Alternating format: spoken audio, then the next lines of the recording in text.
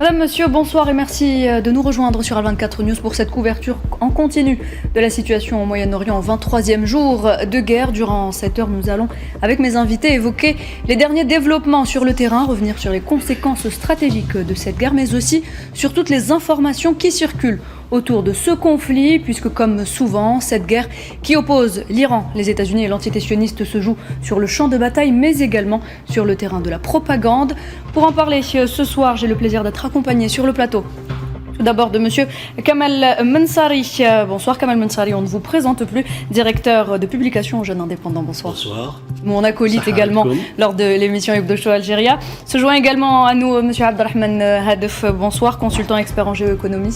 Bonsoir, merci pour l'invitation. Merci d'être avec nous ce soir. Se joindront également à nous, mesdames et messieurs, trois autres invités. Manuel Pouchelet, spécialiste des relations internationales. Depuis Téhéran, nous aurons également avec nous madame Yalda Amrouni, présentatrice et journaliste à Presse TV, chaîne d'information internationale iranienne. Et monsieur Karim Belgassem, expert en géopolitique.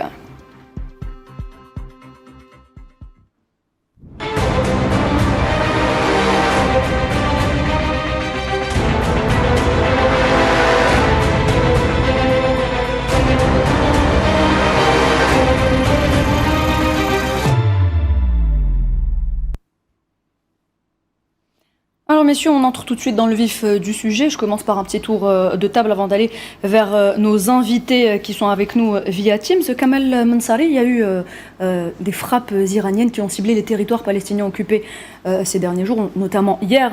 Elles ont fait de nombreux dégâts, notamment dans une région connue pour abriter un centre de recherche nucléaire stratégique. C'est une réponse à la frappe américano-sioniste contre le site nucléaire iranien de Natanz. Ces attaques constituent finalement une menace croissante pour la santé publique. On peut parler aujourd'hui de nouvelles phases dans cette escalade du conflit? L'escalade a commencé dès les premières heures. Oui. Il faut le reconnaître, du moment que après la faillite de la diplomatie, donc l'escalade a eu lieu lorsque les Américains ont frappé des sites civils, notamment des écoles, une école de la ville de Minab. Ensuite, on a vu comment les Américains ont attaqué des stations nucléaires et des stations de dessalement, notamment celles qui servent Téhéran. Donc, cette phase-là de ciblage de cibles, enfin de localités ou de centres ou de urbain et civil a eu une réponse qu'on a vue hier, par exemple. C'est-à-dire pourquoi? Parce que les Iraniens avaient déclaré dès le début que si les Américains et les Iraniens frappaient des cibles civiles, s'ils frappaient des infrastructures de base, s'ils frappaient des autoroutes, s'ils frappaient des endroits qui ne constituent pas des cibles militaires ni une menace pour Israël ou pour les États-Unis. Donc, forcément, les Iraniens ont décidé d'accentuer ou de partir à une nouvelle phase, celle d'attaquer, de faire ce qu'on appelle la réciprocité en frappant des sites de recherche nucléaire, comme c'est le cas pour la ville de Daimona, le centre Daimona, ou la ville d'Arad, comme on a vu hier. Donc, forcément, il y a une escalade, il y a une menace pour la sécurité des civils de part et d'autre, mais on a vu que la première option prise par les Américains, donc de la voix même de Pete Hegseth, qui a dit que nous contrôlons le ciel, nous contrôlons tout. Notre aviation contrôle le ciel iranien. Toutes les cibles que nous tirons sont des cibles valables et légitimes. Donc, les États-Unis sont dans une logique de destruction de l'Iran dans de toutes ses structures et ses composantes, c'est-à-dire qu'elles soient civiles, militaires ou même les populations. Donc ce langage-là tenu par Pete Hegseth dans une conférence de presse démontre que les États-Unis n'ont aucune limite par rapport aux règles de la guerre ou par rapport au droit international. Donc c'est pour cela que les Iraniens ripostent par réciprocité et font de même, parce que affaiblir le pays sur le plan des infrastructures signifie que la population va être la plus touchée, la première touchée, et ce sont des endroits et des sites qui sont interdits par les conventions internationales, notamment la Convention de Genève. Donc nous sommes face à un État qui a décidé de se défendre en utilisant les mêmes méthodes utilisées par les agresseurs. Exactement, et justement, Abdrahman Hadef, l'Iran finalement est en train de surprendre l'entité sioniste et les États-Unis avec ses nombreuses ripostes et avec la précision de ses frappes. Effectivement, déjà, il faut qu'on revienne quand même assez sur les déclarations des belligérants des États-Unis et aussi de l'entité sioniste au début de la guerre, qui ont annoncé que la guerre allait prendre le temps qu'il faut, mais surtout ils avaient annoncé un délai de 4 à 6 semaines de délai. Et là, on entre à la 4e semaine.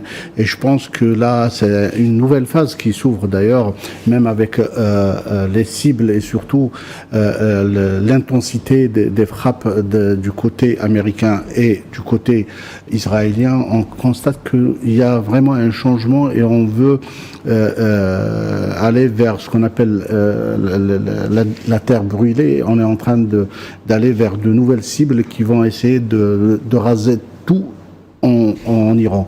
Et en même temps, on constate depuis 2-3 jours, il y a un changement de doctrine même au niveau de l'Iran, qui était dans une posture défensive. Là, l'Iran change complètement de doctrine et là, elle est en train d'aller vers une nouvelle doctrine offensive. Elle choisit des cibles vraiment hautement stratégiques et même elle est en train de changer même en termes de moyens qu'elle utilise. Là, on est en train d'utiliser les missiles balistiques supersoniques. C'est un peu ce qui a amené les dégâts qu'on a constatés hier sur les territoires occupés de la Palestine. Mais ce n'est que le début de cette vase-là, parce que ça a amené aussi une réaction du côté américain, du côté sioniste, en déclarant qu'ils vont un peu aller monter en puissance, surtout du côté américain qui souhaite en finir avec cette guerre, mais il veut en finir en donnant l'impression qu'il a gagné. D'ailleurs, la déclaration hier de Donald Trump où il a dit que nous avons tout rasé en Iran, tout a été brûlé, et là on peut dire que nous avons gagné militairement.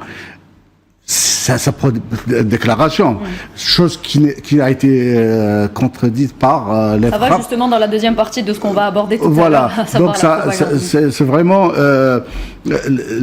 on prépare déjà la porte de sortie du côté américain. Par contre, et je termine sur ça, le côté iranien ne va pas en finir là.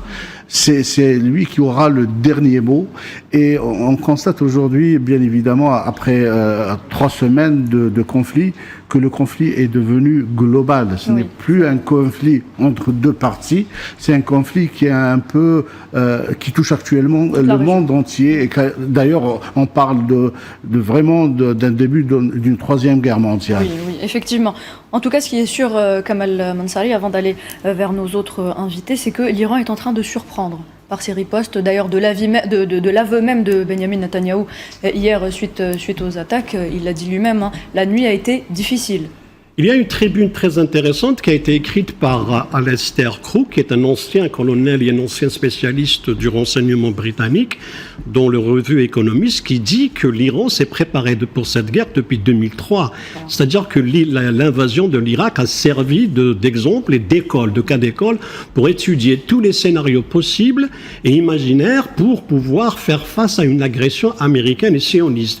Donc tous les scénarios ont été mis en table. C'est pas quelque chose qui a été préparé depuis quelques mois, mais ce sont 23 ans. Donc on est dans une situation d'un pays qui s'est préparé d'abord à la force de frappe américaine, qui est une force de frappe puissante. On connaît les moyens militaires, nous sommes dans une guerre asymétrique, et voilà que aujourd'hui, pour se préparer à cette guerre, on a eu 2 exemples. La première fois, c'était lors des 12 jours, lorsque les Iraniens ont mis 6 heures pour remettre en place leur commandement d'abord et pour riposter à l'agression israélienne. Cette fois-ci, ça n'a pas duré pas plus que 2 heures, en dépit du décès, de la mort du guide suprême iranien. Donc, voici la stratégie iranienne. Elle était déjà basée par maintenir le commandement. Ali Larijani, dans son interview, lorsqu'on lui a posé la question, n'avez-vous pas peur d'être ciblé? Il a dit que derrière moi, il se trouve un contingent de leaders qui vont me remplacer.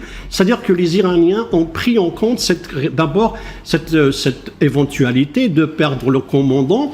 Donc la structure est maintenue, c'est-à-dire la hiérarchie, elle est là. Donc c'est pour cela qu'aujourd'hui on est surpris. Les Américains étaient venus, Donald Trump avait dit, il croyait pouvoir rééditer le scénario du Venezuela, décapiter le sommet et puis prendre le pouvoir ou affaiblir l'État ou le mettre à genoux. Ce n'est plus le cas. Et on a vu que les Iraniens, dans leur riposte, sont partis graduellement vers ils ont riposté en essayant de neutraliser les bases qui sont proches, c'est-à-dire celles qui se trouvent dans les pays du Golfe, le Bahreïn, le Koweït, l'Arabie Saoudite, les Émirats. Donc, il fallait mettre hors d'état de nuire, hors d'usage ces bases-là qui servent à la fois à l'espionnage, qui servent aussi au lancement des tirs de compte, c'est-à-dire les tirs de barrage, c'est-à-dire comme les missiles défensifs. Donc on est dans cette logique. Les Iraniens ont compris que c'est une guerre qui est longue, elle leur est imposée. Ils savent les moyens qu'ils ont, qu'ils ne contrôlent pas le ciel. Et le fait qu'il y a une nouveauté pour la première fois. Donc c'est-à-dire les Américains le reconnaissent, il y a énormément de pertes. Sur le plan des militaires, et en plus, la technologie iranienne a fait preuve d'efficacité en faisant tomber un F-35.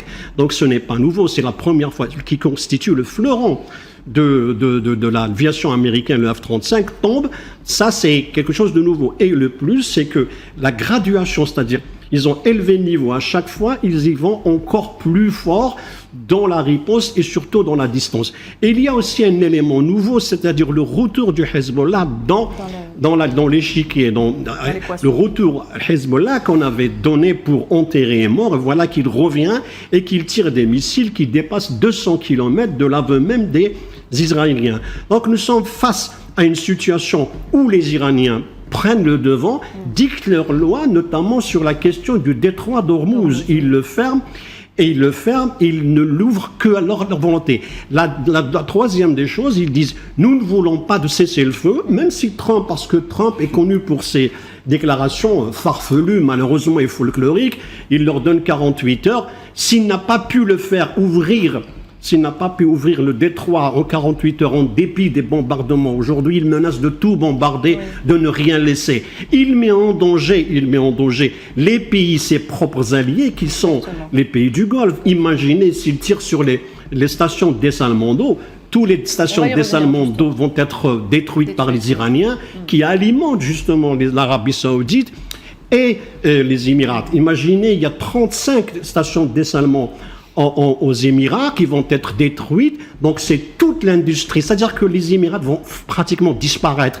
Si par exemple les Saoudiens peuvent éventuellement résister du côté de la mer Rouge, donc, mais du côté du Golfe Persique, ils ne peuvent pas, du moment que les stations de dessalement qui alimentent les villes de Dammam ou de Khobar et même Jubail industriel qui compte énormément sur le dessalement d'eau de mer, ça sera vraiment une catastrophe. N'oublions pas qu'il y a une station de dessalement qui alimente la ville, la capitale Riyad, qui compte 10 millions d'habitants. Si cette station de dessalement qui se trouve à Jubail est démolie, c'est 2 semaines et puis il n'y aura plus d'eau à Riyad. Donc il y a énormément d'éléments qui nous renseignent que les Iraniens ont beaucoup de cartes à jouer. Certes, ils sont en train de perdre énormément, les civils subissent, les Américains n'ont pas de règles, y compris les Israéliens. Mais ils sont déterminés à aller jusqu'au bout. Non, ils n'ont pas le choix, c'est une conviction, c'est presque quelque chose qui est sacré chez les Iraniens. Ils ont résisté à 50 ans, aujourd'hui presque 50 ans, de blocus depuis 79. Donc, ils ont même une génération de commandants et de leaders qui sont nés dans le blocus, qui sont nés dans la privation et qui sont nés dans cette réalité. Aujourd'hui, ils sont en train de la vivre et de réagir par rapport à ça. On a vu comment, hier, le quartier général a dit « Nous allons jusqu'au bout » et c'est nous qui dicterons nos conditions. Exactement. On va justement aller, messieurs, du côté de Téhéran, où l'on retrouve Madame Yalda Amrouni. Bonsoir. Bonsoir, merci d'être avec nous ce soir. Je rappelle que vous êtes journaliste et présentatrice à la télévision Presse TV. La nuit dernière a été marquée par plusieurs bombardements des deux côtés. Alors vous qui êtes à Téhéran, est-ce que vous pouvez justement revenir sur la situation qu'il y a sur place? Est-ce que vous pouvez nous en parler? Justement, après plus de 3 semaines de guerre, l'État et le peuple iranien montrent une grande résilience, on l'a bien vu. Alors c'est pas seulement une résilience, mais c'est surtout le fait de montrer que rien ne peut les arrêter et surtout les arrêter de vivre. Hier était également marqué par le Nouvel An iranien que les Iraniens ont fêté, tous à leur manière, non pas dans une situation de guerre, mais avec toutes les victuailles qui existent. L'Iran n'a pas de privation même durant la guerre. Tout est fait sur le territoire. L'Iran est autodépendant. Donc, il ne détermine pas de l'importation comme il se passe en Europe ou dans les pays du Golfe. C'est la plus grande force de l'Iran, je pense. Et comment est-ce que la population iranienne fait face justement à cette situation de guerre, Madame Yalda Amrouni?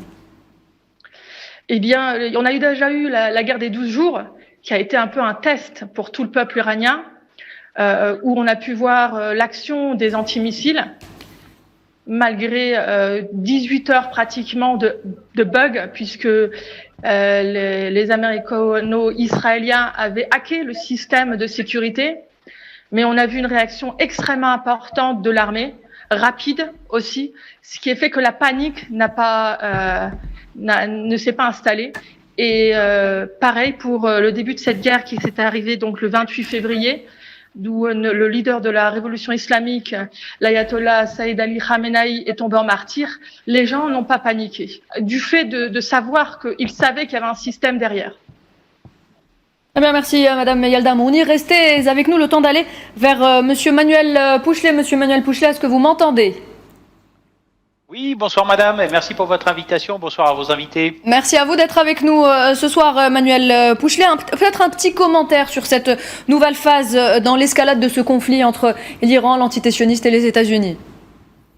Oui, un rapide retour. En fait, je confirme tout ce qui vient d'être dit avec vos invités en plateau, mais aussi force est de constater que les Américains, finalement, s'attaquent à un pays qui fait plusieurs millions de kilomètres carrés et ils ne sont pas préparés.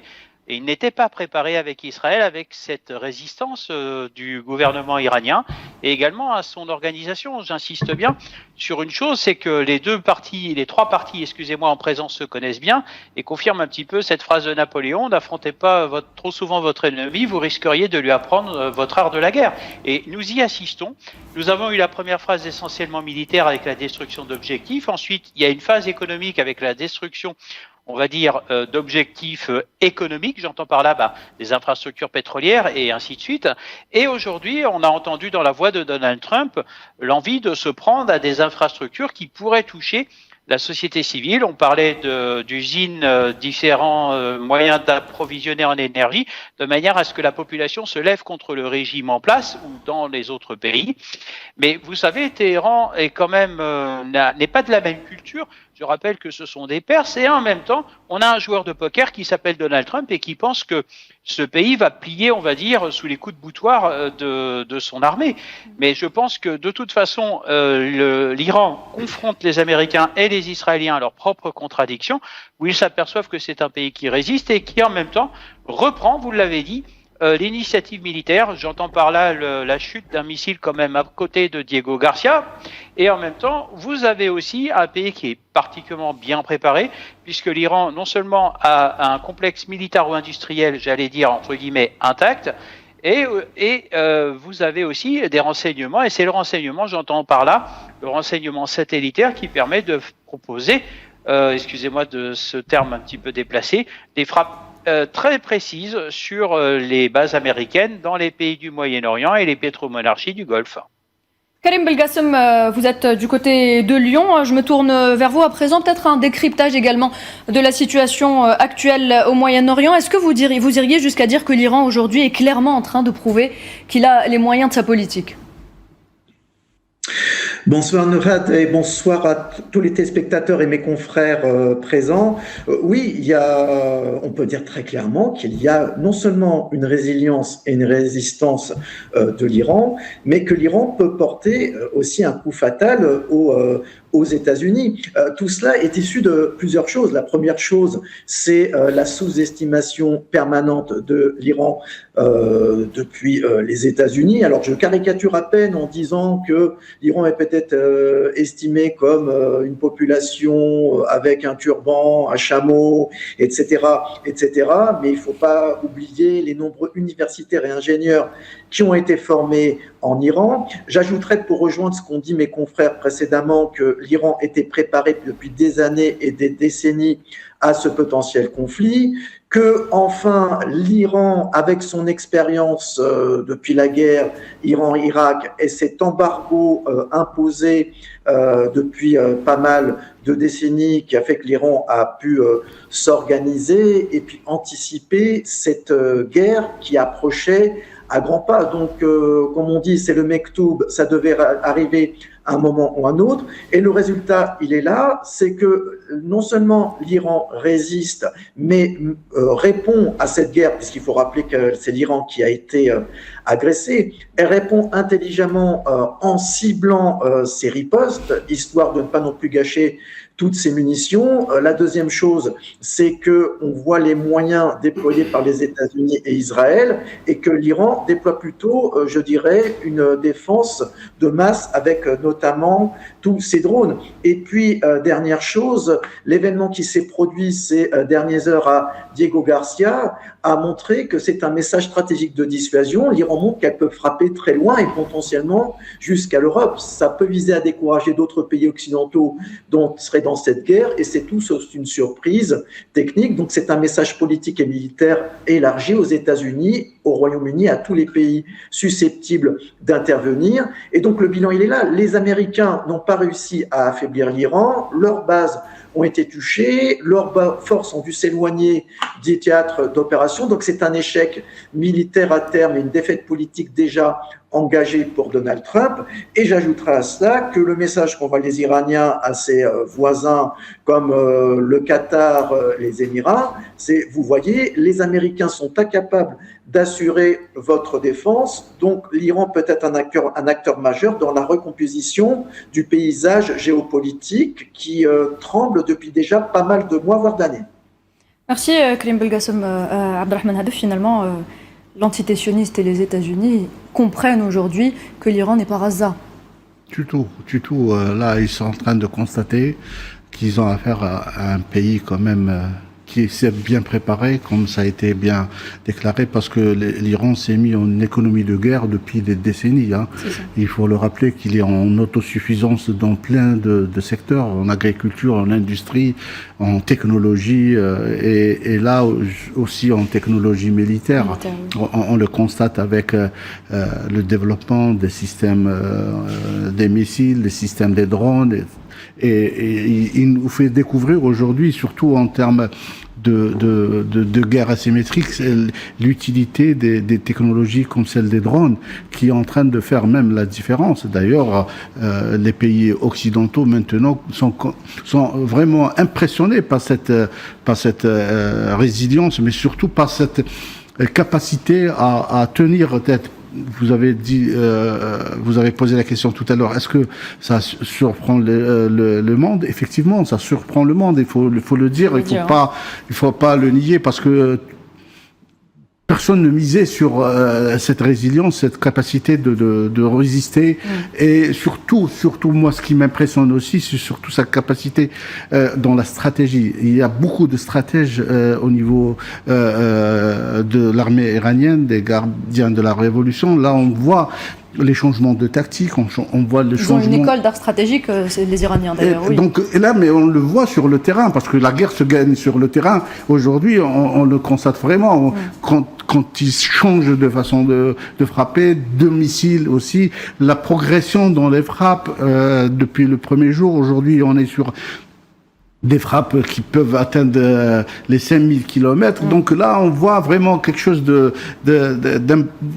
d'exceptionnel qui n'était pas attendu. L'autre volet, surtout, c'est l'aspect technologique et surtout, je fais référence au système de communication parce que effectivement, quand la guerre a commencé, les Iraniens ont commencé à frapper les bases, mais surtout les systèmes de radar des États-Unis et aussi de l'entité sioniste. Ça a permis justement d'aveugler les défenses de l'entité sioniste. Bien évidemment, mais ça dénote qu'ils ont une capacité en termes de système de télécommunication parce qu'il faut cibler, mais il faut bien viser les cibles. Et là, ça nous renseigne sur cette capacité d'avoir vraiment un système de communication très très performant. Et d'ailleurs, là, on revient à la guerre des 12 jours, où au départ, les Iraniens utilisaient des systèmes de télécommunication occidentaux, surtout le GPS. Et au bout de 3 premiers jours, ils ont arrêté, ils ont carrément coupé les GPS.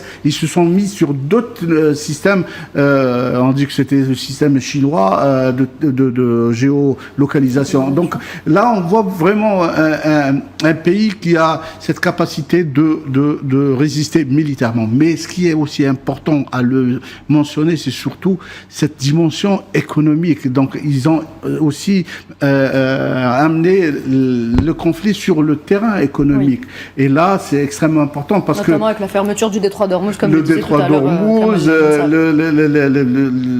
le marché pétrolier. Aujourd'hui, on va au-delà du marché pétrolier parce que il faut un peu analyser aussi l'écosystème des pays du Golfe. C'est un écosystème très très fragile. C'est vrai, c'est des pays riches en pétrole, en matières premières, donc riches financièrement. Mais l'écosystème vital, il est très très fragile. Ils importent plus de 70% de leurs besoins en nourriture. Oui. Ils importent plus de 80% de leurs besoins en industrie, en machinerie. Donc c'est un écosystème extrêmement fragile. On peut parler aujourd'hui de choc économique ? Ou est-ce qu'on y est bientôt encore ? Parce que on n'est pas encore sur. Bon, quand on parle de terminologie choc économique, on n'est pas. De choc économique, il y a beaucoup de pertes. Il y a des pertes, effectivement. D'ailleurs, même sur le marché financier, on parle d'une perte qui dépasse le trillion de dollars. Oui. Mais sur la terminologie, quand on parle de choc économique, il y a certains paramètres qui doivent un peu se réunir. Là, on est surtout dans un choc d'offres pétrolier, et on va directement vers un choc pétrolier, et c'est ce qui va amener bien évidemment un choc économique. On va continuer à en parler, messieurs, si vous voulez bien, avec nos autres invités. Dans quelques instants, le temps de faire une petite pause et on revient.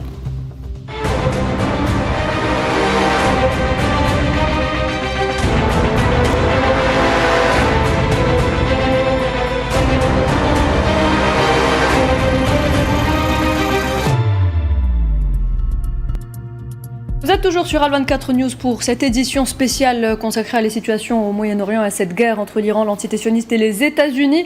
On retourne justement du côté de Téhéran pour retrouver une fois de plus Madame Yalda Amrouni. Est-ce que cette guerre qui se joue également sur le terrain, enfin, on va parler de cette guerre plutôt qui se joue également sur le terrain de la propagande, vous qui êtes une professionnelle des médias, Yalda Amrouni, ce secteur occupe une place névralgique, surtout en situation de conflit. Quel est selon vous l'enjeu principal auquel nous faisons face aujourd'hui au niveau informationnel et médiatique ? Tout simplement la vérité, parce que j'estime depuis 1979, on ment sur l'Iran. Rien que votre invité venant de Lyon, imaginez l'Iran avec ses chèches et puis ses chameaux, c'est vraiment être très très loin de la vérité. Enfin, c'était imagé. L'Iran, c'est d'abord les hôpitaux. Les gens, c'est d'abord les écoles. Vous avez vos invités qui ont dit qu'il y a énormément de potentiel et de contingents qui réfléchissent au niveau de la réflexion militaire, mais c'est vrai, ça c'est une vérité vraie qu'on peut voir rien qu'en allant dans les rues de Téhéran. Il y a un nombre d'instituts de langue, de robotique, un nombre incalculable ici en Iran. Toutes des générations, de plusieurs générations, depuis 1979, passent leur temps à étudier. D'ailleurs, on peut ne pas seulement regarder l'Iran, si on regarde les ingénieurs du monde entier, vous trouverez beaucoup de non-iraniens qui ont fait leur lycée en Iran. Donc ici, l'Iran, c'est que des mensonges qu'on entend à l'extérieur. À l'extérieur, on a l'impression que l'Iran est arriéré, enferme ses filles. Je suis une femme, je travaille pour les médias, je représente même la chaîne pour un débat. Et mes collègues sont beaucoup des femmes.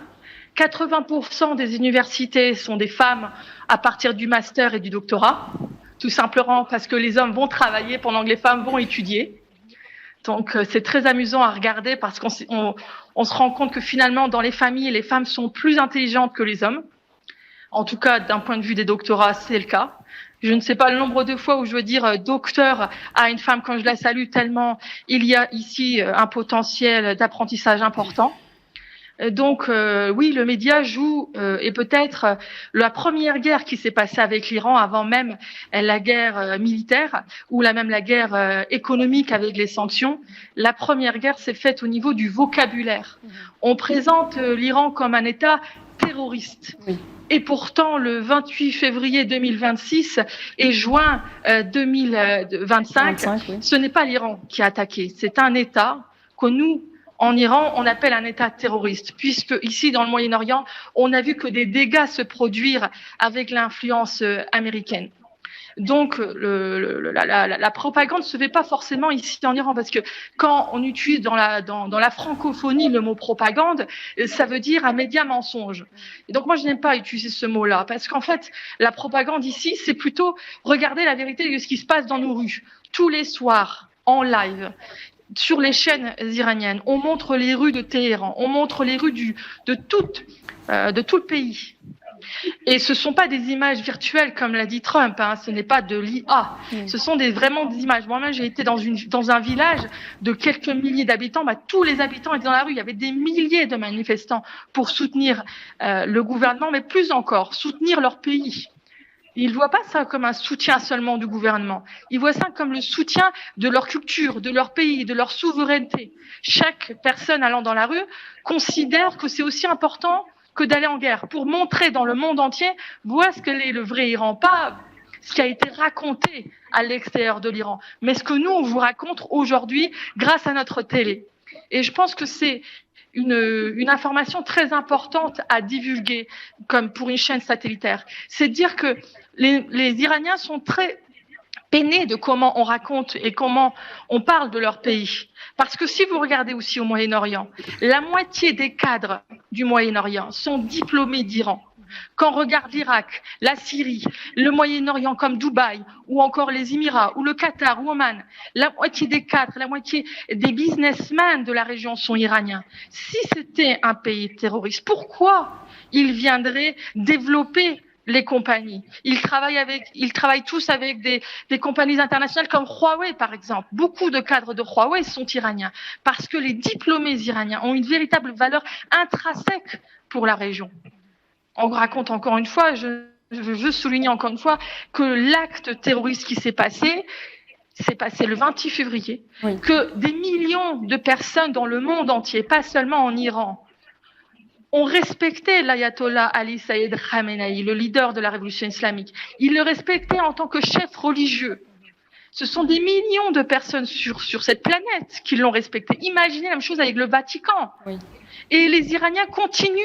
Je trouve que le pays continue à se restreindre, puisque les premières semaines, ils ont utilisé leur plus vieille technologie pour attaquer l'entité sioniste et les bases américaines. Ils ont laissé beaucoup de chance, je trouve, sur 20 ans de sanctions aux Américains et aux Européens de changer leur cible. Et à chaque fois, les Iraniens ont été modérés. J'ai lu un commentaire sur X que je trouvais très intéressant, où quelqu'un disait « Le détroit d'Ormuz a toujours appartenu aux Iraniens. Ça fait 40 ans que ce gouvernement existe. Jamais ils ont fermé le détroit malgré les sanctions, malgré les guerres. Parce que la guerre n'a pas commencé en 2025. Elle a commencé pendant la guerre en Irak contre l'Iran et l'Irak. Les guerres, ce n'est pas la première guerre que l'Iran fait face, historiquement parlant.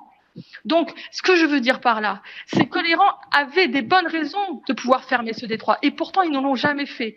Toujours dans un but d'être bon avec ses voisins, qui les ont toujours présentés comme des terroristes. Et pourtant, ce n'est pas l'Iran qui agit de manière terroriste. Très bien, merci. Merci.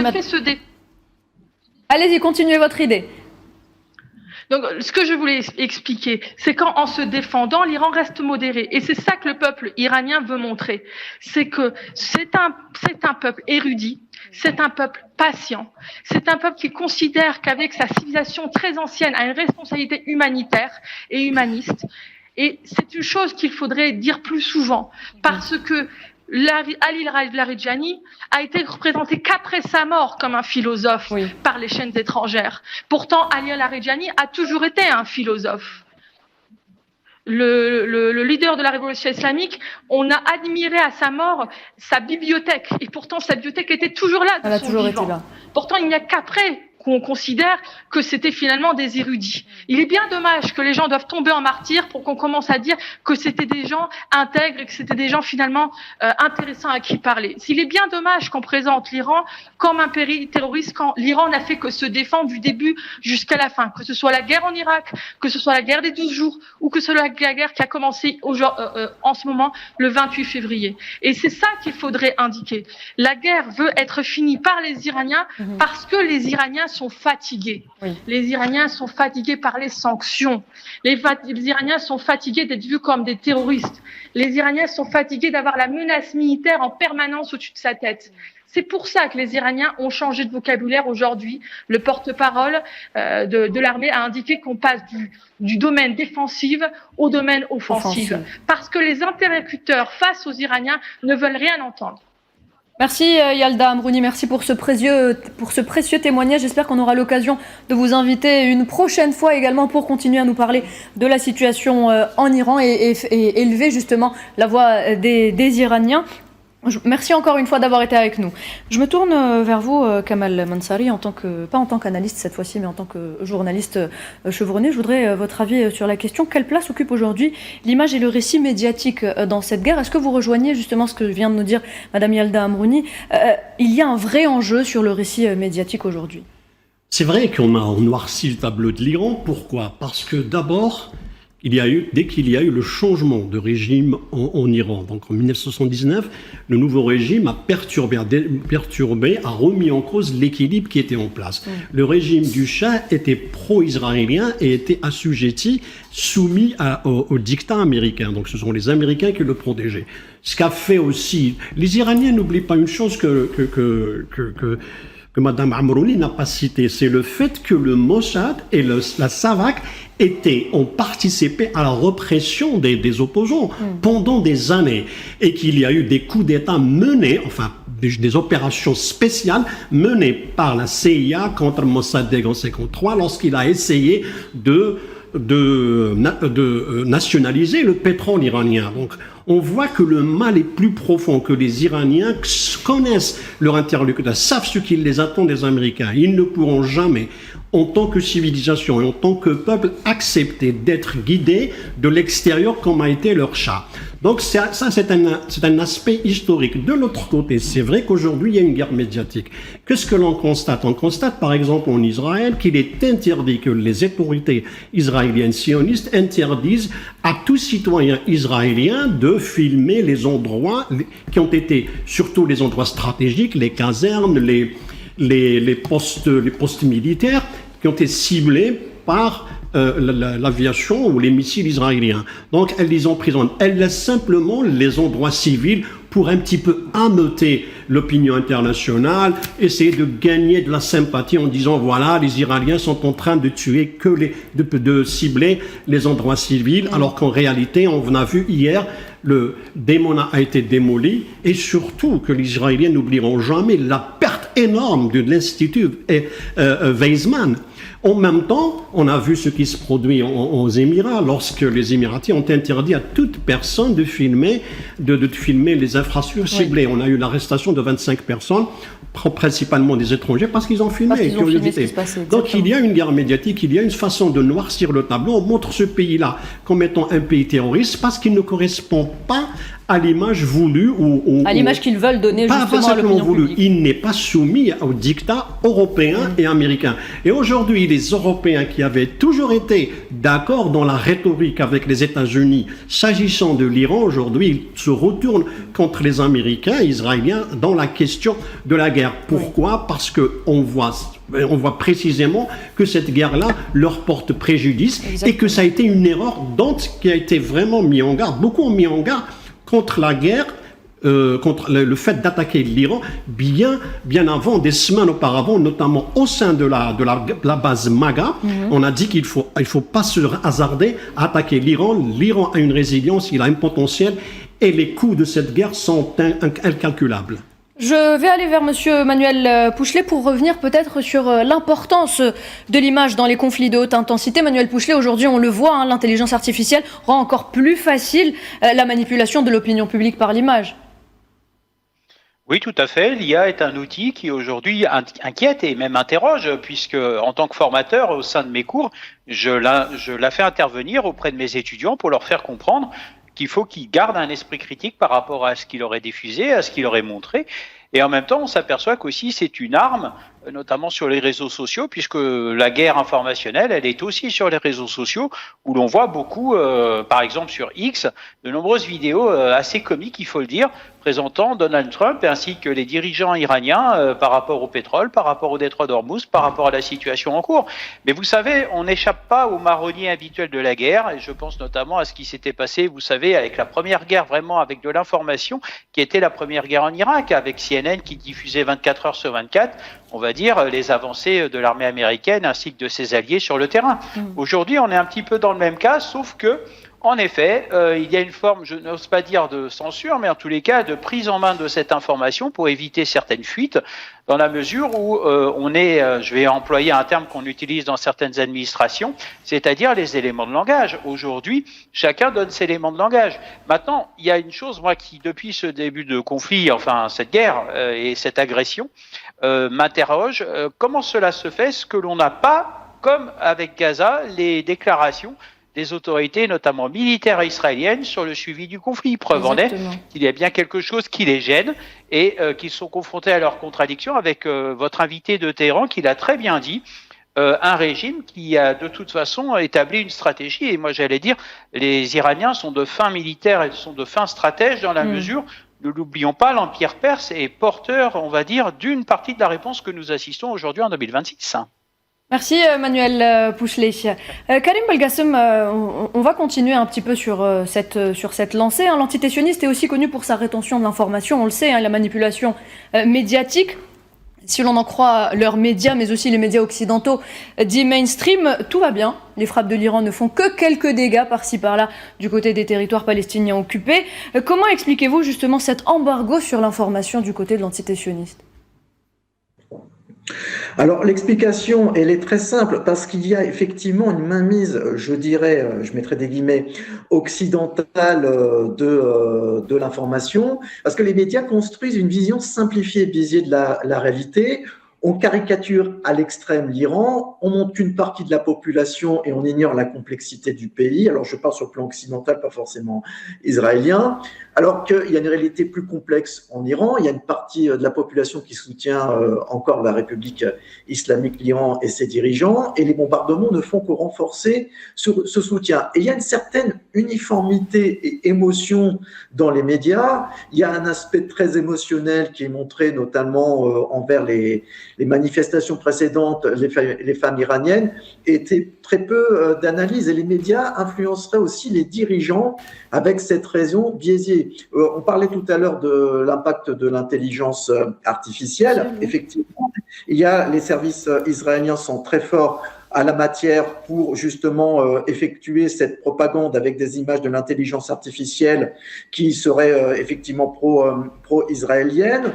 J'ai pu observer également qu'il y a des gens affiliés au fils du Shah d'Iran justement qui montrent des vidéos de manifestations qui ne dateraient pas d'aujourd'hui mais qui dateraient de beaucoup plus longtemps. Donc il y a toute une opération qui est organisée justement pour effectuer cette propagande. Et le fils du Shah d'Iran, M. Reza Pahlavi, attend patiemment éventuellement un retour en Iran, même s'il a une base politique qui est très très faible et peu crédible. Mais effectivement, il y a cette guerre de l'information et cette guerre des images, puisque les dirigeants savent que nous, citoyens, nous sommes régulièrement branchés maintenant sur X, ex-Twitter et puis TikTok, et n'importe qui peut poster sa vidéo. Il y a un effet brouillon, de brouillage à la fois des pistes et des informations avec un certain biais qui insiste sur l'émotionnel. Alors les Israéliens l'ont fait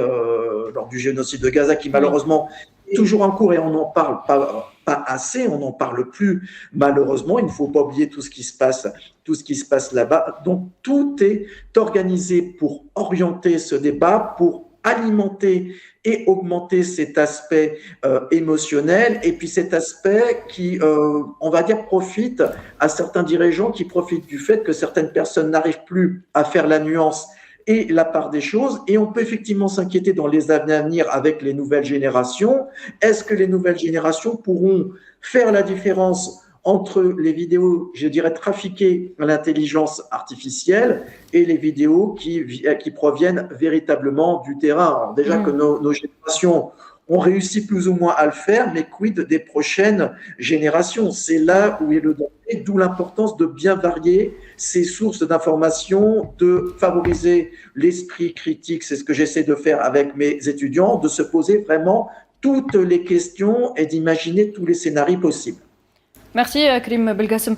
Kamal Mensari, très rapidement, vous vouliez intervenir justement sur l'intelligence artificielle, très rapidement, le temps, parce qu'ensuite on donne la parole à Abda. Absolument, rapidement, pour juste expliquer une chose. Il y a plus grave dans l'utilisation de l'intelligence artificielle, c'est le fait qu'elle est utilisée dans les frappes. On voit qu'il y a 3 programmes aujourd'hui qui sont utilisés par les Américains et les Israéliens, notamment le programme Gospel, qui lui-même cible, il fait le listing de toutes les cibles que les Américains, enfin que l'armée américaine doit cibler. C'est-à-dire, et parfois il y a beaucoup d'erreurs. Nous avons vu pourquoi l'école de Minerve a été attaquée, parce qu'ils ont l'intelligence artificielle, le programme Gospel a dit que c'était une école qui appartenait aux gardiens de la Révolution. Le même cas pour le parc de la police en Iran, parce que il fallait trouver toutes les pistes, toutes les cibles de police. Donc c'est un parc civil. Donc il y a Gospel, il y a aussi Wells Daddy, qui est une application qui permet aux cibles de cibler la personne, le commandant par exemple, pour pouvoir. Et tout ça, c'est fourni par la compagnie Palantir. C'est elle qui fournit toutes les données, et c'est pour ça qu'aujourd'hui la compagnie Palantir est pointée du doigt et dire qu'aujourd'hui l'intelligence artificielle est en train de déshumaniser la guerre. Merci Kamal Mensari pour toutes ces précisions. Abdelrahman Hadef, peut-être une dernière question sur les défis stratégiques et politiques qui se posent aujourd'hui pour Washington à la lumière justement de cette guerre en Iran. Je pense que le plus grand défi aujourd'hui, c'est d'avoir une piste de sortie de ce conflit, parce que là, ils sont vraiment dans un bourbier.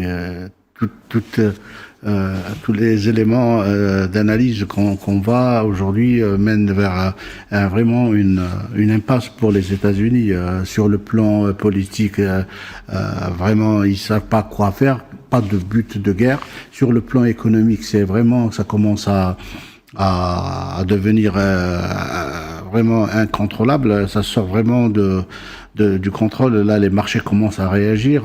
Au-delà, on a parlé pendant plusieurs jours du marché pétrolier, mais maintenant, on est en train de passer à d'autres marchés, surtout le marché financier. Justement, quels sont les risques sur cette économie globale? Quelles peuvent être justement les conséquences sur l'Europe ou encore sur les États-Unis?